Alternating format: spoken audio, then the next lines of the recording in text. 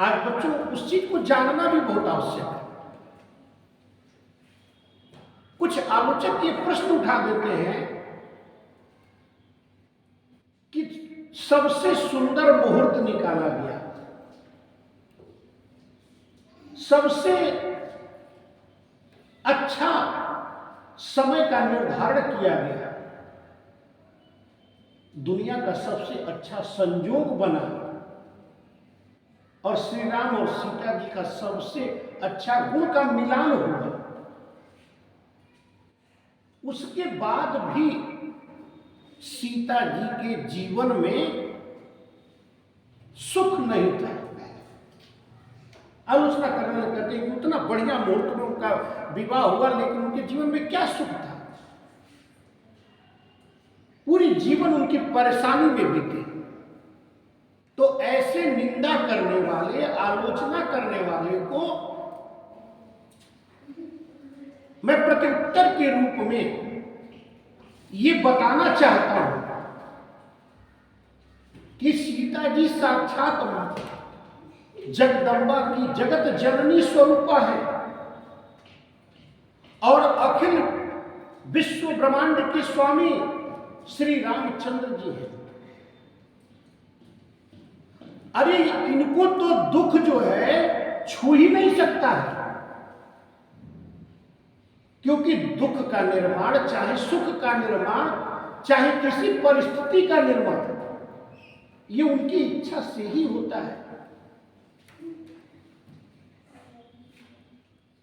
कोई दुख उन्होंने अपने जीवन में उठाया ही नहीं। माता सीता जी के बारे में जो ये बात कहते हैं लोग कि उनका जीवन दुख में बीता, अच्छे मुहूर्त में विवाह के बाद भी, तो ये भ्रम तोड़ ले, क्योंकि प्रभु का अवतार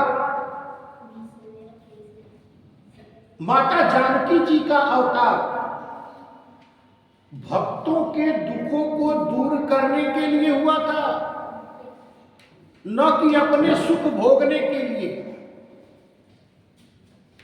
उनको तो हर परिस्थितियों में, हर स्थिति में, हर रूप स्वरूप में उनको तो सुख ही सुख था।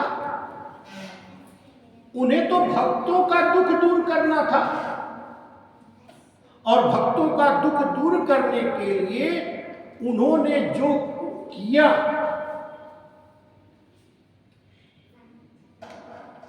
उसे ही चरित्र यानी लीला, ये प्रभु की लीला थी। उन्होंने इस लीला को इसलिए किया क्योंकि उन्हीं का बनाया हुआ विधान है। उनका बनाया हुआ विधान है कि बिना कारण इस संसार में कुछ होता ही नहीं है।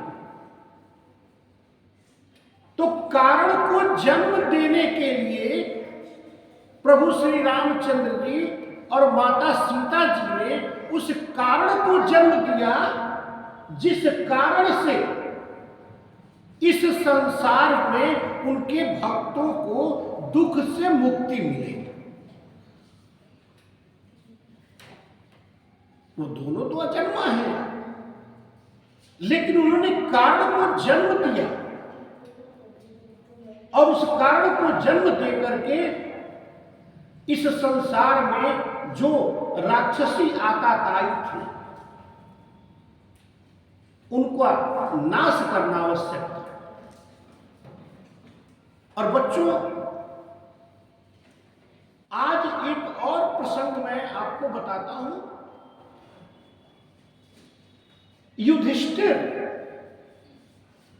युधिष्ठिर उसको कहते हैं जो युद्ध में भी स्थिर हो।